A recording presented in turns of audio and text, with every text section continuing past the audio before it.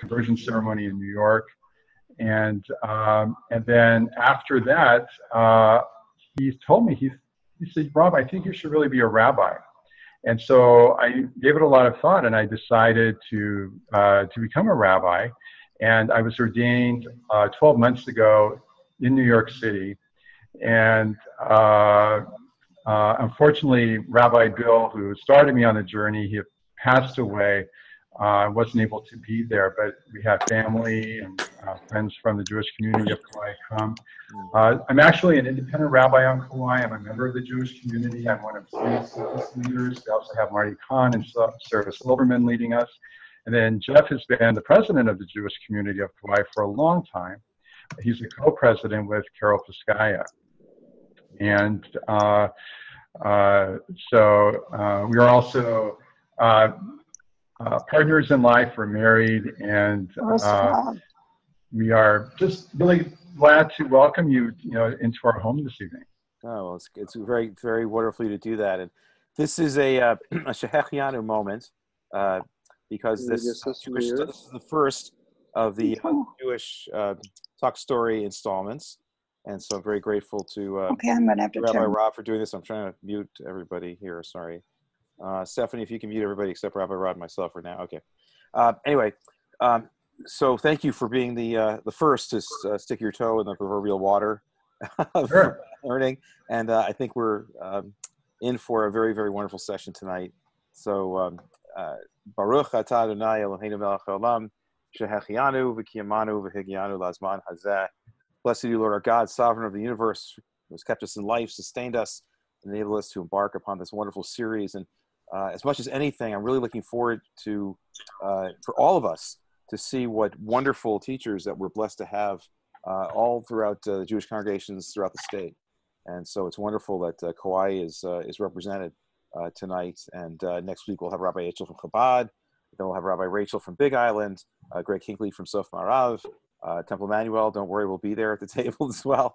And hopefully this will be the start of something really wonderful. So also, just so you know, we are recording this session. So please be aware of that. And if you have questions, you can utilize the chat box if you have questions for Rabbi, although we, maybe perhaps at some point you'll stop and see if anybody has any questions along the way. But without further ado, I'm going to turn it over to Rabbi Rob to take us to Challah. So Rabbi, please. Yes. Well, this was really an easy topic for me to choose because baking is a big part of our life here on Kauai. So I thought I would talk about the commandment of taking challah, which refers to the rituals around the dough and also making our Sabbath bread. We'd like to welcome all of you to our home here on in Kalaheo, top of Pu'uwai. And it's just really nice to have all of you join us this evening. We're also going to take you into the kitchen because I'm going to do a short presentation, and then Jeff, who I thought would be sitting here right now, but he's trying to get my computer to work.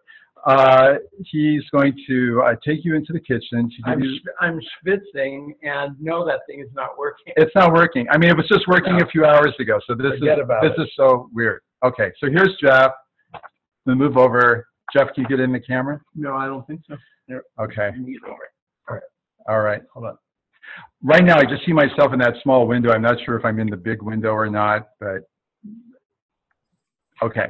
There's Jeff.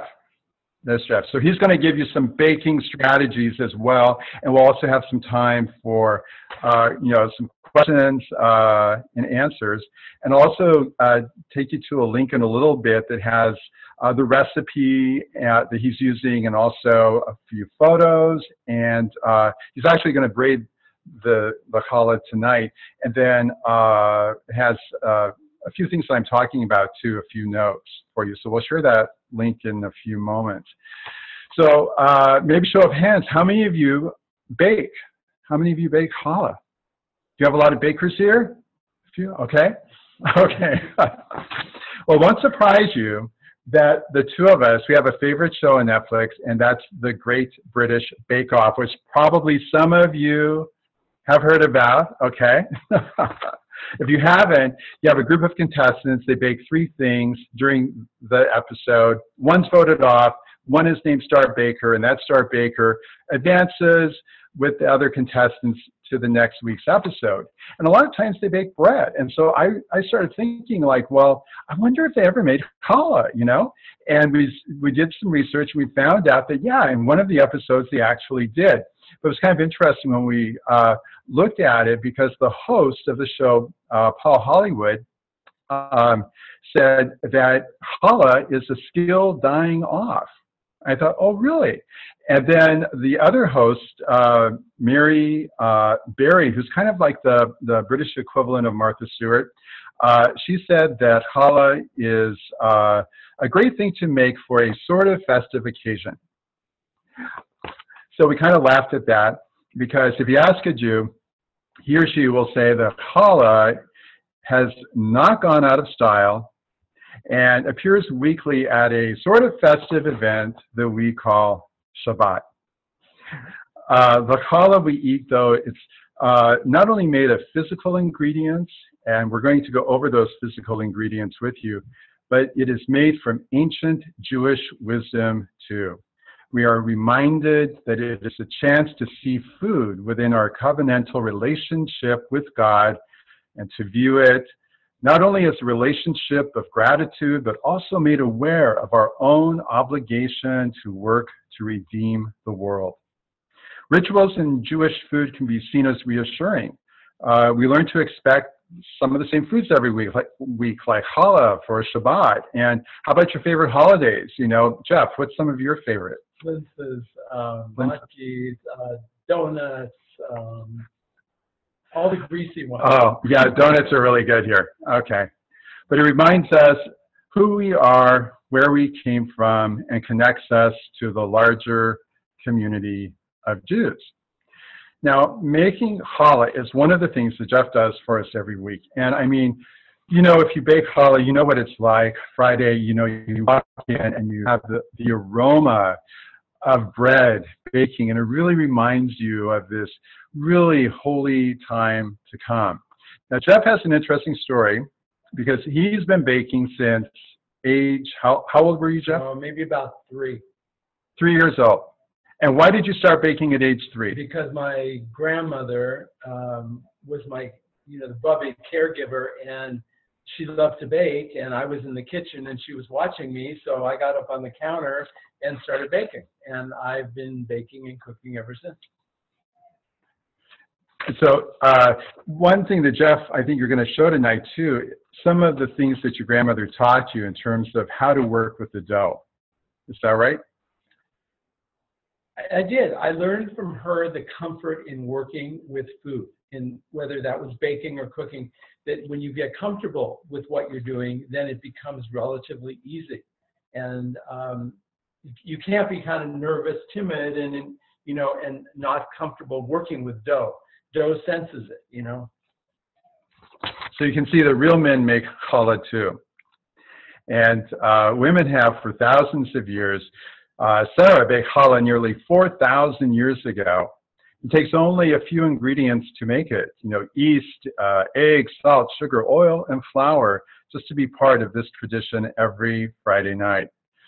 And so, Jeff, I think you're going to, let's see. I saw somebody just asked for the recipe and you're about to have it. Right. Okay, so, what I could do is to tell you right now, if you want to go to the recipe right now, if you just go to this website, KauaiRabbi.com/challah, you'll get to it, okay? And Jeff is going to put it in the computer, but it's not working right now. You can't. So it's KauaiRabbi.com. And I'm not a Zoom person. So. Let's see, maybe I can just put it in the chat. In here. Okay, I'll just be a second. That would be great. So let me do this. I'm going to check on the challah. I will be right back. Let's see here. Recipe.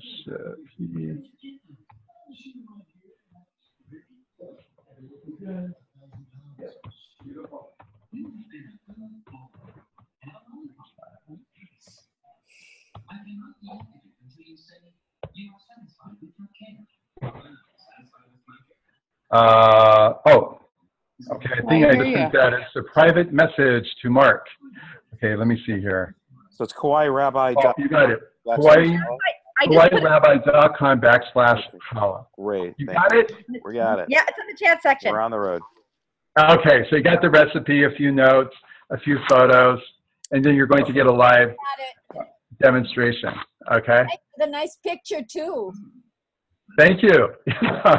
And down below, you'll see down below some actual photos that we took today. Earlier today. Oh, It's embarrassing that we ate the other half of this since I made it a little while ago. Yeah. It's very short now, and I'm embarrassed to say we were hungry. We were hungry. You know, it's not easy being Martha Stewart, as we're finding out here. You know, we were trying to time this and how to do the dough and, you know, what we thought would be interesting for you to see and so forth. So I think we did a pretty good job timing it, but it's not easy. So we did do a few test runs today. So making challah, it does, you know, take time to do, but that time is really beneficial to your health because, you know, you can kind of let go of what's happening in the outside world when you're working with dough. And, you know, there's a lot of things happening, as we all know, and it kind of gives you a chance to kind of really slow down and really, really stay present in the work that you're doing and really appreciate the here and the now, to get messy in a bowl of dough and to reclaim yourself one braid at a time. Now, on that link I gave you, there are some resources of different books and articles that you can look at, articles that I used in coming up with some ideas for tonight's presentation. One of those is a book called Braided. It was written by a medical doctor. And she said that making challah will impact your body, your spirit, your friendships, and your family. In fact, this doctor actually prescribes to her patients making challah as a good way to reclaim their health. So you see, our traditions can really make for a better life. Sometimes, though, I think we forget what is behind the history of challah and its meaning. So, you know, we're so used to having challah served every week that, you know, we sometimes take it for granted. So I thought this might be a good opportunity just to kind of delve into it a little more. You know, bread requires human effort. Think about it, human effort. Someone has to harvest the grain and eventually mix and proof and bake the bread. But without God, we wouldn't have the grain.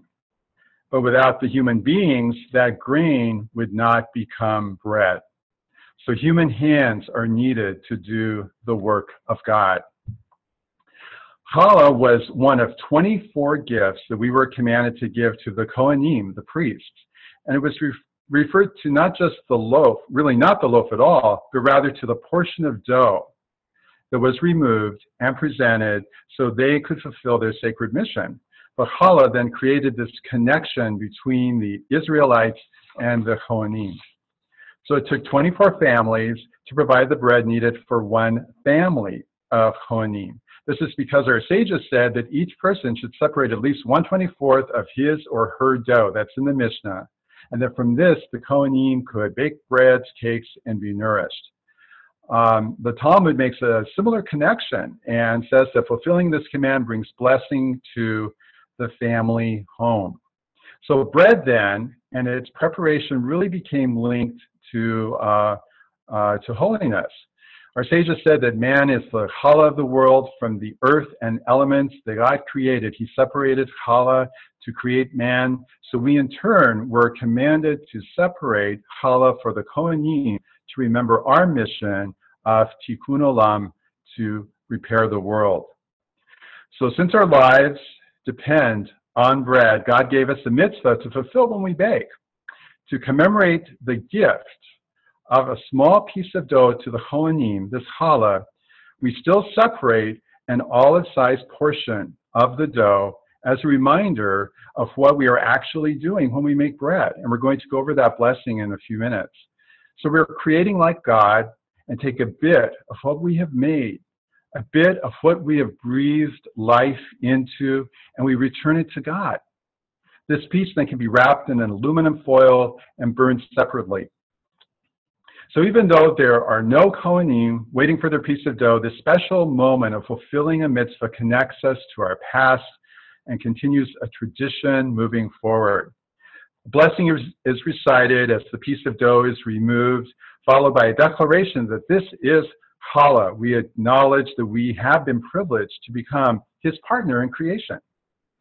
But the next thought you might be having is, well, then how did this portion called challah end up applying to the entire loaf and even the braid? Well, according to a historian, John Cooper, the braid of challah originated in Germany in the 15th century. Jewish housewives began copying their Gentile neighbors' braided Sunday loaves, and Ashkenazi Jews took their culture and customs to Poland and Lithuania, and it was in Poland that the Sabbath bread, not just the separated part, but the whole bread became known as challah. And only in the mid-1800s in Poland was sugar added to make it sweet. So the act of making challah says something really unexpected. When we stand in the kitchen and knead and braid dough, we have become partners with the master creator in the mystery of creation. So when you prepare your challah, do not be afraid. Even if it doesn't go well the first time, try again. This is something Jeff is going to tell you. Like the Great British Bake Off, be that star baker in your own home. And remember the rich tradition that all of us are continuing. There's more to dough than you ever realized. And I'm going to end with a short poem from the book A Blessing of Bread that is also on that website link I gave you. Challah, the offering of the dough, the kneading of the bread, folding and turning the sticky lump of flour and water, comes to life in the hand, springs back, lumps become smooth, folding and turning and folding, pressing, pushing, punching. There is my love. There is my anger. There is my hurried day's work. There is my relief and my joy. May blessings come to those who receive the challah. Powerful are you, God, who has made us holy, bringing the bread to rise under our hand. Here, a piece to the fire, to the offering, to the Kohanim. Our work, our life goes to you. We give before we eat. And now we're going to transition to Jeff in the kitchen. And originally this was going to be a really smooth transition, but because we only have, it won't be a smooth transition right now. So Jeff is going to I'm going to grab the computer. Okay. We're going to disappear for about 10 seconds and we'll be right back. Okay. Hold on. All right. Okay. There we go. Okay. It should be. I wonder how to make us bigger. Don't know. Okay. So, take this away, please.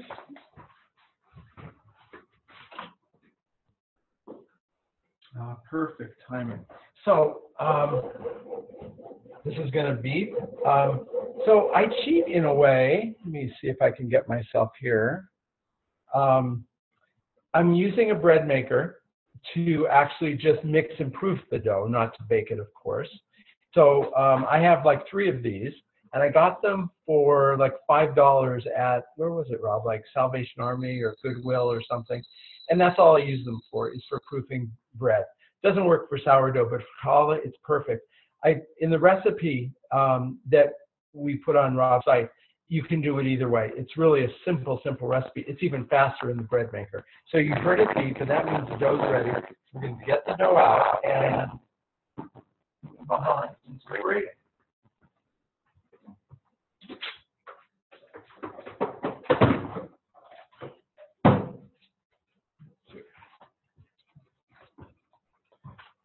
It's looking pretty good to me. Does anyone know how to make our screen look bigger? How do we make us be full screen? Do you know? Stephanie? Stephanie, if you're out there. So in the top right corner, Yeah. you should see a little icon with like 4 corners, and it Yep. says enter full screen.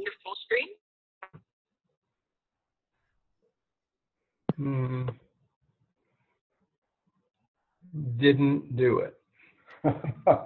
Didn't do it. Okay. Do you have it I on see us, speaker but view? we're tiny. We're tiny.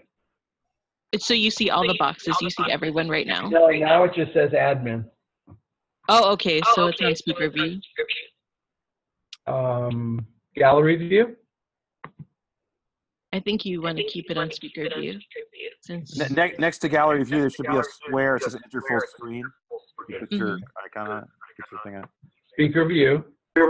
Enter full screen. But I don't see us. I see someone else. I give up. I give up. It's okay. Tell us if you're seeing what you need to see. Though my only concern is that we show you the whole process. So we're ready to start. Here comes the bread. Jeff, I have you full screen. I have you full screen, and I just took myself off. I have you full screen too, but I don't see us. Oh, but it's okay. I see us in a little window, and it's fine. If you don't see something, please holler. So do you see the counter?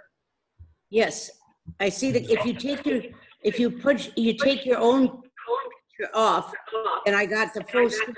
Yeah. Okay, I'm good. I'm good. Okay, here we go. So I've just done a little bit of flour on the counter, and the bread looks really wonderful. And there we go. Okay, not seeing the counter now. You need to turn the camera down.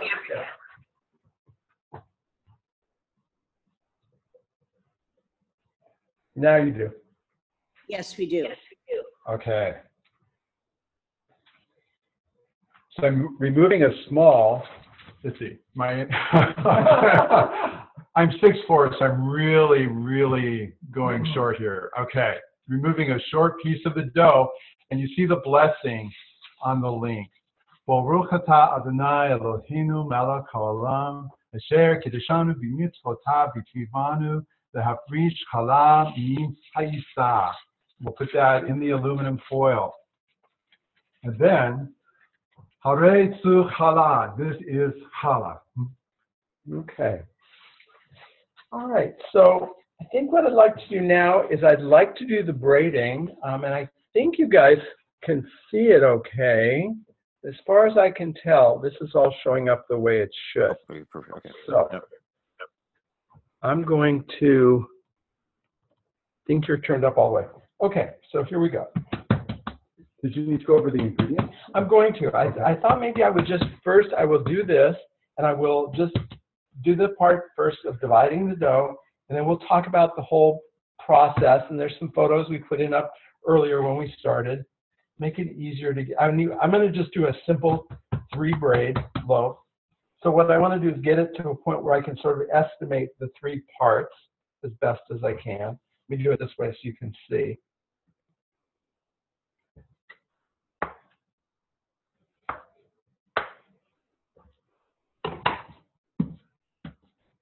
I'm weighing them right now. That's the part we're taking off.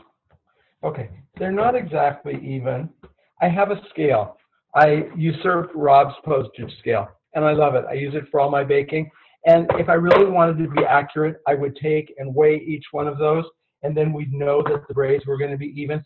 But I'm going to be fast, and I'm not going to do that.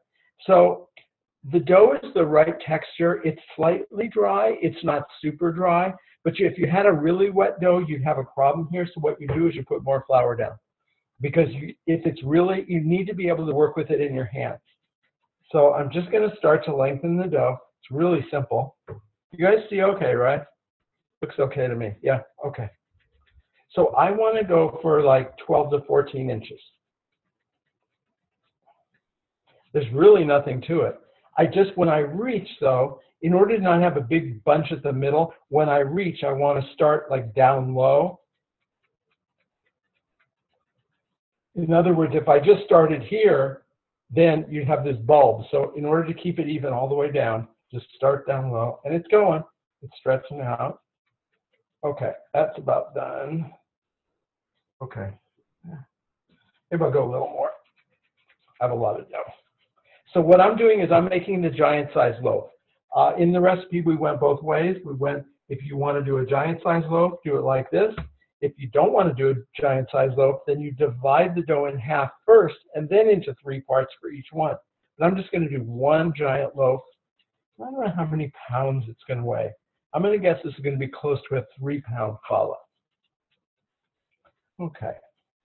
Doesn't really take very long, and there's really not a lot of technique.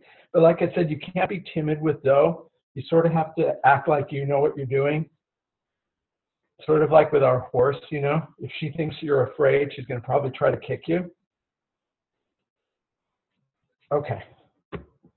You see, they're close. They're close. And you can just stretch them too. You know, you don't even need to do that all the way. You can just stretch whatever length you want. There you go. Very forgiving. Okay, last one. Is this boring, or is it a little bit interesting, at least, I hope? I think everybody loves Kauai. Okay. Well, does That's everybody fine to make me. this stuff? I mean, I suppose there are places to go to buy challah, but I don't know. It isn't the same, you know, when you have people over and you make it at home, and there's nothing like that experience. Okay, that's really it. So now what I'm going to do is just stick the 3 ends together to start. Doesn't matter what it looks like at this point. We're going to clean up how it looks in a little bit. So here we go. I'm just holding them together right now. And I'm going to sort of, if some parts of the dough are a little prettier and some parts are not so pretty, I'm going to twist it to get the prettiest parts on top as best I can. Now that it's working, I can sort of move it around. Here we go. Earlier today, when I was experimenting and getting ready for tonight, I actually delivered a challah to our neighbor. Oh. See, it doesn't even matter. If it looks kind of screwy, like, see how it looks screwy up here? Can you guys see that? I think you can, right? This isn't really attractive. So you know what you do? Bury it.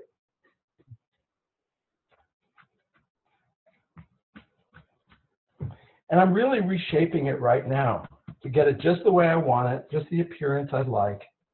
And I'm pretty satisfied, you know? It's going to be great.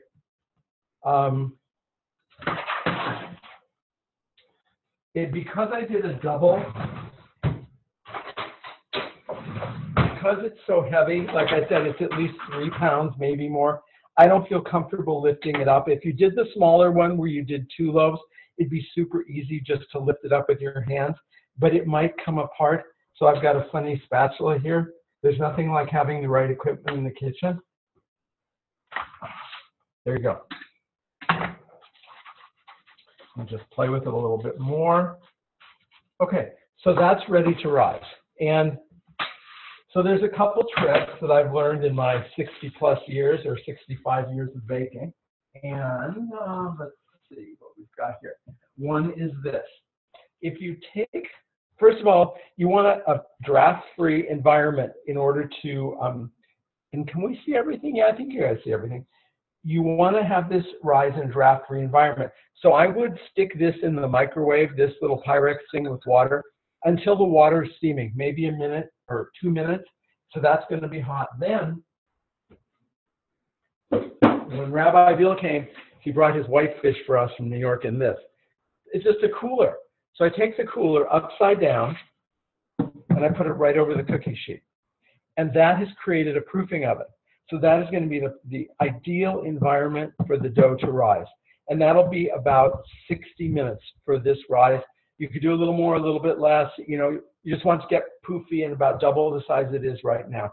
And you could go and check it, say halfway through in 30 minutes, and you could heat this water up again, put it back in, and you'll create that steam that'll create a proofing oven. When that's done, and this part I won't demonstrate now, but when it's done, then I'm going to brush it with the egg wash, which is just water and egg. And I'm going to, in my case, my tradition from my grandmother was sesame seeds. So I'm going to sprinkle sesame seeds. It's going to go into the 350-degree oven until it smells incredible. You can just go until it's brown and tap it on the bottom until it's done. I think this is a great thing to have. You know, I don't know, $10 on Amazon, but a little digital thermometer, so you know what the temperature is. When you think it's done, you stick it in about 195 or 200, and you have the perfect loaf. You don't need to do anything more to test it. So that's basically what you do. I think at this one, I want to just run back. I'm going to use my phone here and run back through the recipe. Let me put myself back in the picture. Okay, and then I'm going to turn it over back to Rob. So just going through the recipe and just a couple little tips that I had in the recipe. I used avocado oil today because it's reasonably good for you, and it has a really nice neutral flavor, so it doesn't taste weird. Challah is always made with oil. I love mac nut, but if you do mac nut, it definitely imparts a mac nut flavor. Peanut oil is fine, but has some health issues. So you can use whatever oil you want. That's the one I'm using. And so when you mix what you've done to start is before you got it either into here, when you put all the ingredients in here, or you do it in a bowl, if you're not using a one of these little guys, then you want to be sure that you put all the dry ingredients together, and then you mix the liquid ingredients, and then you add those to the dry ingredients. You can do it all at once. You can't really do anything wrong. But one thing you can do wrong is you can have your liquid too hot or too cold. So once again, this could be your best friend. Set it until it comes to about 105 degrees. It's the perfect temperature for yeast to be activated. But you can also just do it. It's kind of like baby water. It's just slightly warmer than your skin, about 105 degrees. These are the things that are going to, send you off to have a bad experience. So I want to keep you away from those. Let's see. I guess I want to tell you some tricks that I do. So I used, and I think I put this in the notes, but I used 1/3. Oh, can I show this? Not too easy. Wheat berries. So organic red wheat berries, and I added that. I use that in all my baking. And when you use fresh grains like that and you grind those, and I just use a coffee grinder to grind that up and add it to the regular. I'm using this brand of, I don't know if you can see this. It's a really nice organic, high protein white flour. Is that showing up? I think so, kind of, huh? Yep, okay. So anyway, so I love adding wheat berries to my mix because it adds a nutty flavor and a little bit of a crunch. Let's see, any other tricks? The ice chest trick I showed you. The water in the ice chest. I like this. These are, silicone brushes, but you could just use a cheap paintbrush from Home Depot, would work just as well. And I think did I miss any tricks? I don't think so. This is going to be a great challah. I'm going to bake it tonight. I don't know if we're going to eat it because we already ate so much challah already today. And I don't know if our neighbor Bob's online with us, but he was eating it too. And thanks for letting me demonstrate this and be a part of the community with you guys. So I'll turn it over to Rob. You want to go back over there? Or you want to stay here? Where are you going? Well, I guess we could go back to the Let's go back. And Okay. Questions. Okay, hang on. All right.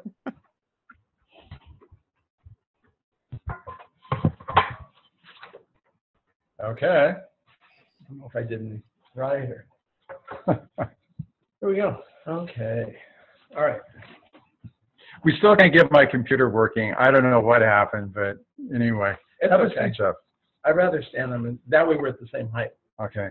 Jeff's a real trooper. He's having a hip replacement next week, and he's still here in the kitchen making challah for us tonight. So. And a member of the Jewish community, of course, is doing that for me. That's right. The surgery. He might be online. He might be I here can't see too. if I he's can't online. see, but David Ravinsky. Yep. So we have a question from the viewers here, if I could pass it on to you guys. Question was, where do you find your yeast on Kauai? Yeast is a precious commodity right now. I buy most of my baking supplies on Amazon, and I'm using a really wonderful French yeast called, I think it's TAF, and I buy it in a 1 pound little foil container, and I think it was about $10. So that's enough. That'll probably last, I don't know, 1 to 2 years. Wow. And where do you find your avocado oil? Another question came up. Avocado oil is sold at Costco. Oh, okay. Oh, beautiful. And I think it's about $10 for that bottle. Okay. And we had kudos to you on your proofing oven idea. That's a lot of wonderful reaction. And I think yeah. Rachel has a question. Yeah, and Rachel, Berta. please go. Let's see. Can you unmute Rachel for me? Yes, I'm unmuted. Hi guys, this is Rachel Garcia. So good to see you. Good to see you. I do have a question, and I was reading over the directions, but I just wanted to clarify. It said 4.5 cups of flour, but you said about a third of that you replace with the whole wheat and use the coffee grinder? Yeah, about a third of it, or you could do less or more. You know, you really, if you go over about a third, you're going to change the challah a lot because it's going to be heavy, not going to rise as much. So I would say start with less. The first time you do it, if you're going to add wheat berries or rye berries, start with even like 25% or so, and then you won't at all change the challah and how it turns out. And do you keep, you said just like a tablespoon or two whole wheat berries to give that crunch? No, I'm saying like do 25% of the total flour. So you maybe start with at least a cup of fresh ground wheat flour that you ground yourself. And any health food store is going to have red wheat berries. Okay, thank you. That's a great tip. I mean, like $1 a pound or $1.50 a pound. You're in business, and it makes your baking so unique. Thank you. Thank you. Someone wanted to know, do you have any challah that you made earlier today that's finished, that's still not eaten, or is it all gone? That piece that you saw, that's what's left. That's what's left. Oh my gosh. Yeah. But it was made with fresh ground wheat berries, and I don't know if it would come, I don't think it'll come through on the camera, but where you can see that it's not really white. You can see a lot of specks of brown. I don't know if it comes through, but it is there. Yeah. It's not like a real white challah. There's nothing wrong with it, but I've been using fresh ground grains for years, and I just love it. And it doesn't need to be wheat berries. You could do rye berries too. Oh, yeah. Here's a question for you. Do you use a convection oven or regular one? What's your recommendation? No, we have a regular. It's like it's a GE. I forget what you call that, but it's a nice oven. It's okay, but it's just a regular house oven. There's nothing special about it. Okay. Yeah, I have a couple questions. Yeah, Berta, please. Hi. Hi. Good seeing you again. We saw you holiday. Yeah, okay. Yes, it was very nice. Did you get my email I sent afterwards? Nope. Okay, well, I'll follow up with it. Okay. Can you freeze the dough before baking it? I don't think so. You don't think so? You can refrigerate it. You can refrigerate it because, okay, so for those of us that are not really big bakers but bake occasionally, where would you suggest, or what kind of flour and wheat berries and things yeast would you suggest we get without getting the yeast that's going to last for 2 years? Right. I would just go to, the grocery store or wherever yeast is. I guess, yeast is, I don't think it's as much of a problem as it was a month or two ago getting it. But, if you just want to get, what Fleischmann's yeast in a 3-pack or whatever, and one of those packs will be enough to do this recipe. As far as the flour goes, you can use any kind of flour you want, whether you go to the health food store and get flour there, or whether you go to the regular grocery store and get flour. We pretty much try to do everything organic, and I've been like that since I was 20. So, and I really like that brand of flour that we're getting from Amazon, but it's 25 pounds at a time, which it's the last thing you need if you're going to bake occasionally. So I would say even if you use Pillsbury flour, whatever you use, it's going to be great. It's better than anything you get in the store. Can you mix any other flour, like almond flour, in with it? It's going to change it dramatically. So I wouldn't start there. Okay. And have you ever made mini loaves? No, not smaller than the ones that I've done here, but you certainly could. You could, instead of dividing it in 2 and braiding it, you could divide it in 4 and braid it and have little tiny loaves. Yeah. No problem. Okay. They'll just bake more quickly. So there again, if you have an instant read thermometer that you can poke inside, that's the easiest way to know it's done. Otherwise, you're taking them out of the oven, you're turning it over. You see how brown it needs to be done. Yeah. And so you're tapping on the bottom when you take it out of the oven. But if you have the $10 instant read thermometer, it's great. And that's going to tell you that your liquids are the right temperature. It's going to tell you that your bread is done. So Is that I like think a thermometer you can use for anything? Because I have a thermometer that looks similar to yours, but I've only used it for meat. I could probably use it for that too then. I think as long as it can go that range, because I'm going down 100 for liquid, and then I'm going to 200 for the finished baking. And most thermometers will do a very wide range. So I have a feeling you have the right thing. It just needs to be instant read. You don't want one where you stick it in and wait a minute. Okay, that makes sense. And my final question is, are you available to come over and demonstrate at my house? For you, I am. For you, I am. After hip replacement. After next week, after we see hip David. replacement. All right, you got a deal. And I don't know if David's online, but we talked to him, and he and Amy were thinking of coming tonight. Well, and thank goodness inter-island travel is starting again. Question for you. Experience with either spelt or rye in terms of your challah making and baking? Any? Definitely.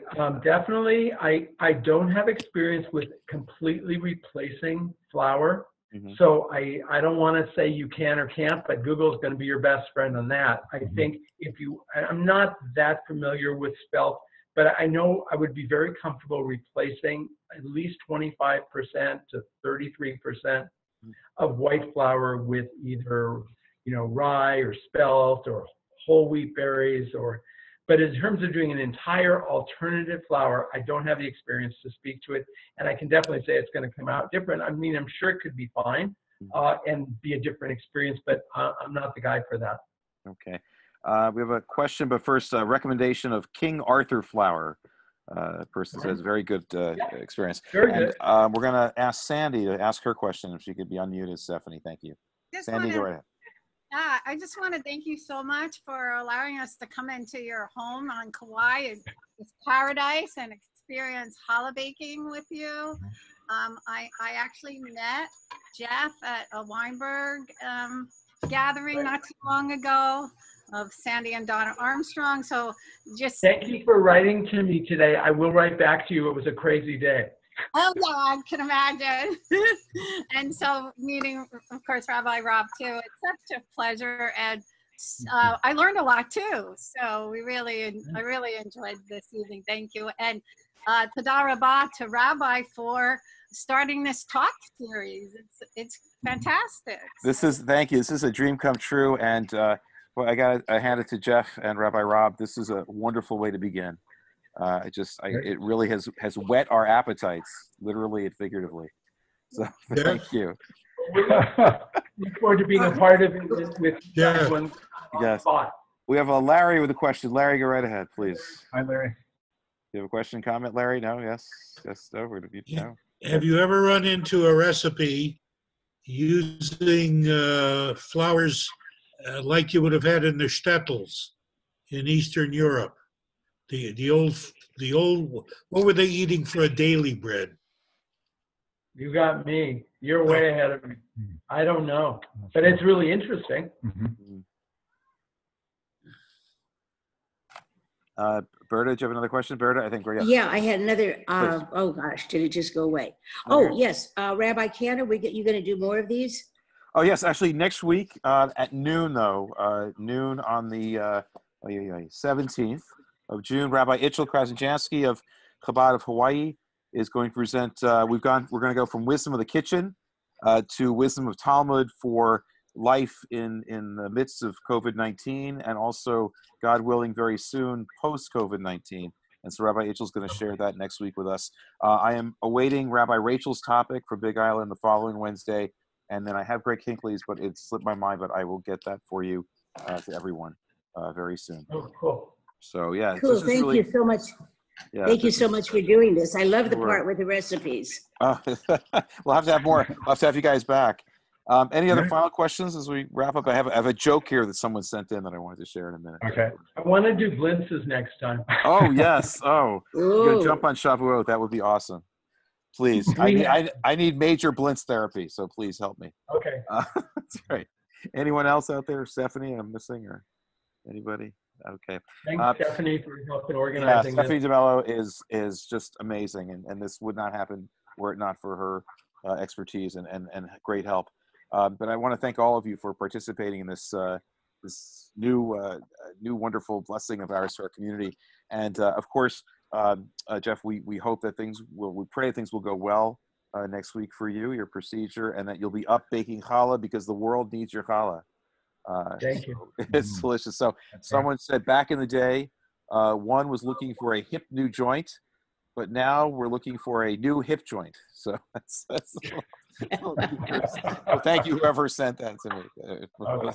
So, but anyway, unless anyone has any other questions, I want to again thank Rabbi Rob, Kauai, and Jeff, the master baker and also president of the Jewish community of Kauai. And it's so nice, as you said, you invited us literally into your home, into your bayit, your hale, and that's you've been just gracious hosts. And again, I hope that you will all join us next Wednesday for the next installment of our Jewish Talk Story series. And with that, I think, unless there's another question out there, I bid you all Erev Tov, a good evening, and Lehitraot. Until next time, everyone. Good night. Thank you so much. Thank you all. Good night. Be well. Be well. Aloha.